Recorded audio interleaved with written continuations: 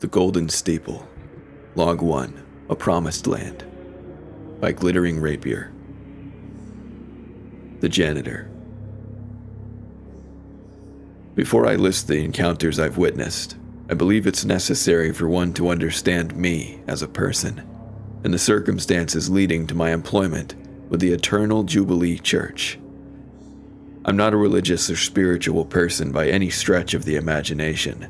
Nothing against it, but I have never felt compelled by it at all. As a person born and raised in the South, I was at a Baptist church for every service or event, no matter what. Large or small, my family was very involved in the church. My grandfather was a deacon. My uncles on both sides were pastors for two unrelated churches, and my father helped out a lot with the youth group. Suffice to say, we put the Bible in the Bible Belt. I never resented this, and yet I felt nothing towards it. Even as a child, the songs felt hollow. I remember being jealous of my siblings and parents, for they could find happiness and solace in their faith. I found nothing, not even hatred. I wanted to believe, but I just couldn't. After graduating high school, I grew restless of my little town in the coming years. This dissatisfaction with life manifested itself through laziness and other unhealthy habits. Butting heads with my family more than ever over lifestyle choices, I finally cut contact and decided to never look back. I would learn to regret this. Much to the dismay of my family, my significant other and I decided to move to their tiny hometown in the mountains. Having similar upbringings, my partner's family was very involved in the local church as well. Down on our luck, his father begrudgingly helped me get a job as a custodian at their church, the Eternal Jubilee. However, fate had other plans for us. My partner's mental health went down drastically.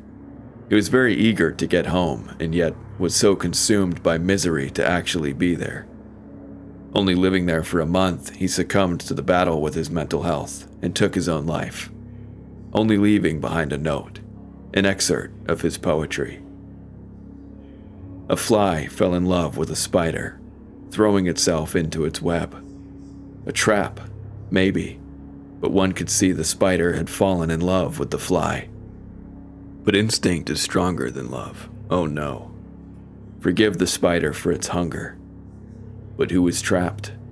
For the spider's heart was in the fly's trap all along. There is not a day that goes by where I don't miss him.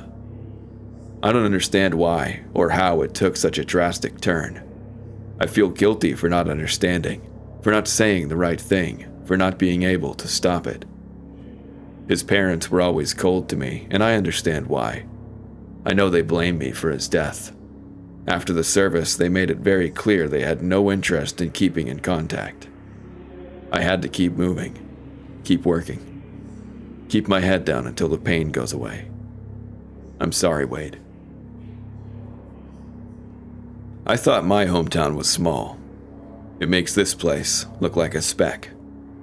If it were up to me, we would have moved to a city, somewhere with life, somewhere open-minded. But he wanted to come here, to the town that would eventually kill him. For as sparsely populated as the town was, there were many different churches in the area. Many of them small and secluded, all dwarfed by the monolith that was the Eternal Jubilee Church. It was not on any digital maps, and actually finding the massive building was surprisingly difficult at first. A massive, peculiar structure. The Eternal Jubilee resembled many of the Baptist megachurches in theory, but its strange layout gave the impression of a building mindlessly built larger and larger. A modern-day Tower of Babel. I know I keep emphasizing its size, and I might be exaggerating just a bit, but it was truly out of place to be in the middle of nowhere. Too grandiose for a backwater church, the top of its ever-tall steeple was tipped in a golden two-pronged implement resembling a pitchfork. That's another thing. There wasn't a cross in sight within the building, at least in none of the rooms I've cleaned. I'm sure there's more. With the building being empty most days of the week, it is a very lonesome job other than the scattered staffing. The pay, Surprisingly, was fantastic for what the basic duties were. We have a team of 6 custodians. Titus, the bitter curmudgeon, Shifty Dale, Ditzy Pearl, Ignorant Ray Nathan, Quiet Barry, and the forgettable Tom or Tony. Not 100% sure of his name. He never wears his name tag for some reason. As well established, I'm not an adamant believer in the supernatural, but the isolation can get to you. Strange noises, odd shadows, figures out of the corner of your eye, rooms changing slightly in layout after leaving. These are very common things to hear on our lunch break. Much to the ire of Titus, a man who was almost as mean as he was old.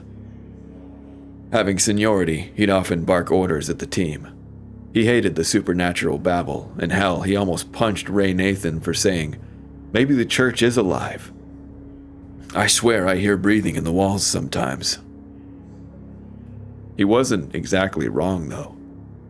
The various classrooms, gymnasiums, and offices did all look very similar. It was easy to mistake them, but it did feel like rooms would shift ever so slightly, no matter what Titus or the pastor said. The pastor of the Eternal Jubilee was the eccentric Lysander Sinclair, a has-been rock star turned child of God. Pastor Lysander was an odd man, both in appearance and personality.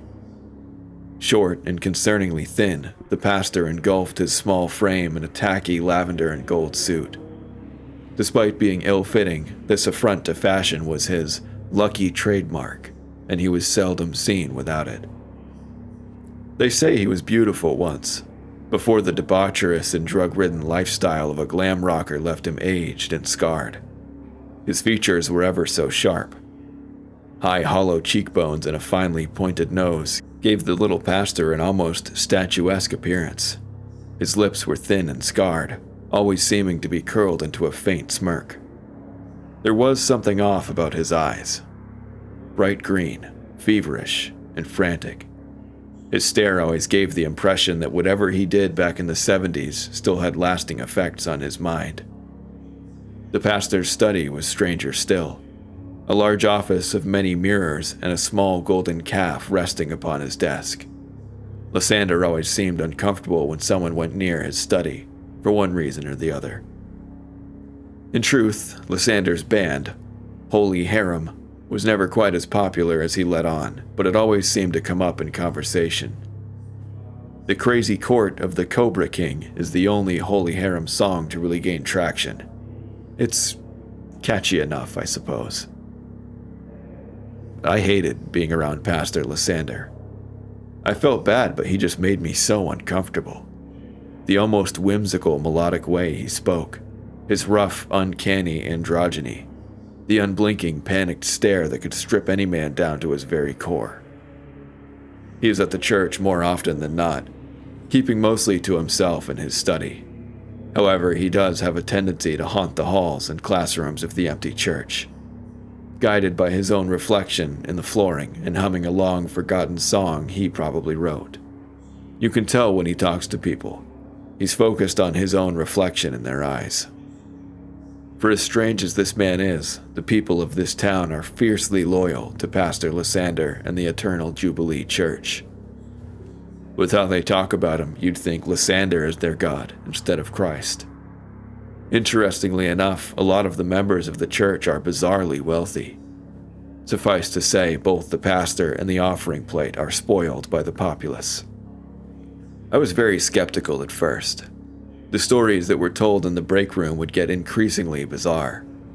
Horned shadows, beautiful women with gold coins for eyes appearing in mirrors, passing rooms with young men dancing naked only for them to disappear without a trace, hoof marks on carpet, etc. Other than Barry randomly finding a gold coin in his pocket, nothing unnatural has happened in several weeks. Until near the end of one of my many shifts, I had come across the petrified Pearl stuttering out incoherent ramblings. Trying my best to calm her down, I could only decipher bits and pieces of what she was struggling to say. Something pale and horned had run past her, slamming its way to the stairwell of the boiler room below. Now, the boiler room was in the lowest part of the basement, and the top of the doorframe was too high for most people to reach. However, I could plainly see two massive handprints stained in something that shimmered like liquid gold above the doorframe. Upon closer examination, the basement was entirely empty, other than a golden lock of a woman's hair and a single coin, strangely bearing the visage of a bull's head. "You saw the one with horns. I've been seeing its shadow for the past month." Dale spat, overall unfazed by the tale. Dale had been working with the church longer than anyone, save for Titus. A cold, grizzled man. No one really knew where Dale was from or what he did prior to getting the job as a janitor. What was known about Dale Ortega was he's an agnostic and has seen a lot of shit in his day, which is an odd way of wording it since he's 24. A former drifter and self-described survivor, I think it's wise not to cross Dale. Pearl, the cheerful woman who never had anything but a smile, didn't speak another word before clocking out early with a face hardened by fear. She didn't come back, obviously. I heard she died in a car accident recently. Damn shame. Ray Nathan, ever the instigator, slammed the coins on Lysander's desk. Lysander, being a man of many nervous habits, began to fiddle with his fortune of gold rings compulsively. "What curious little tokens, friend. But offerings are put in the tithe box." Pastor Lysander cooed in his typical relaxed stupor. "What are they?" Ray Nathan grimaced, leaning down closer to Lysander. He was a large man, thick of arm and thicker of mind. Tall, powerful, and imposing. Ray Nathan was a mule of a man and absolutely dwarfed the most likely malnourished pastor. Lysander gently ran his long, skinny fingers against the bull's head emblazoned on the coin. "You bring before me man. This is mankind, our very nature wrought into being, the reflection of our soul." Lysander's vague, vapid answer was interrupted by Ray Nathan's agitated snort. "Save the riddles, Pastor. I want to know what the hell these things are and what the hell is wrong with this place. I have put up with enough. You've heard the stories, down to the last detail." "You've never attended one of our services, Mr. Raymond. I'm sure a sermon would enlighten you." "I was born Baptist. I'll die Baptist. Not whatever the hell you are." Ray Nathan's outburst in uncontrollable anger was quickly halted by the pastor's eyes. For the first time since the 70s, Lysander Sinclair looked focused and alert. His horrible green eyes, like a viper's gaze, cleaved right through the big man's bravado. "I am a prophet of the true God. A brute and assailant such as yourself would not understand. Do not forget your place, friend," the pastor hissed. "I assure you this is a house of God.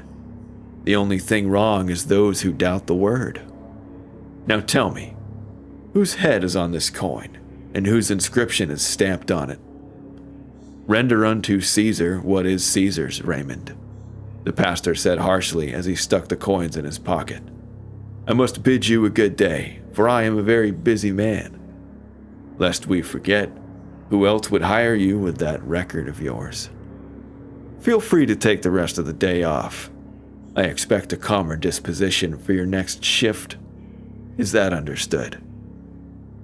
And for the first time probably in his life, Raymond Nathan Morrigan felt small. The big man nodded in defeat. It was over. Ray Nathan went into the pastor's office as a defiant, confused man and left it a whipped dog. He was never quite the same after the confrontation, not nearly as loud or brazen. He just kept his head down and worked like the rest of us.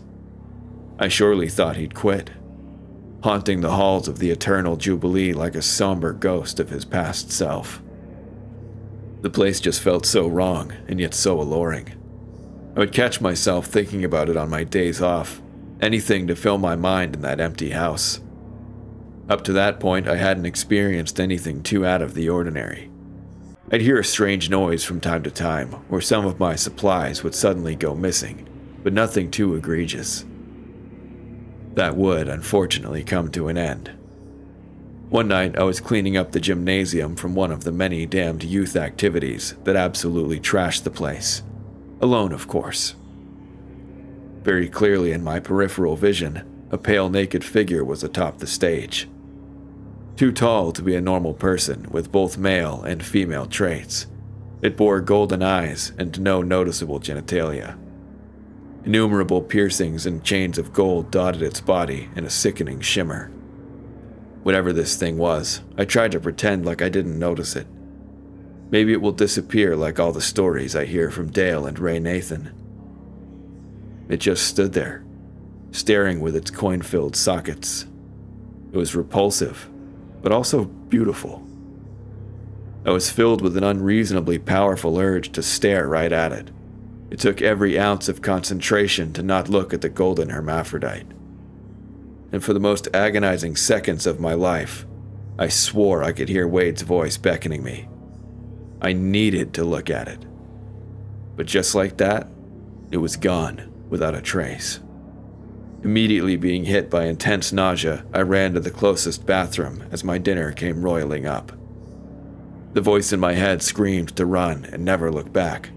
Leave this damn town and all these backwater hicks behind. I need to go somewhere lively and normal. Somewhere nice. A place he would still be alive in. But then another voice slithered into my head. Smooth and silken. I needed to stay. He wanted to be here, didn't he? Like cloying perfume, 1,000 thoughts of doubt clouded my mind. Isolation is getting to you. Are you going to go crawling back home? Are you going to prove Mom and Dad right? You're going crazy. You can't leave, you couldn't afford it. They got you this job. You would not only kill their son, but also spit on their kindness. You were a sinner. He would miss you. The church would miss you. Thank you guys for listening to part 1 of this story by Glittering Rapier. I hope you enjoyed, and don't forget to like and subscribe. If you have a story of your own, please email me at awfultoastreads@gmail.com. But until next time, goodbye.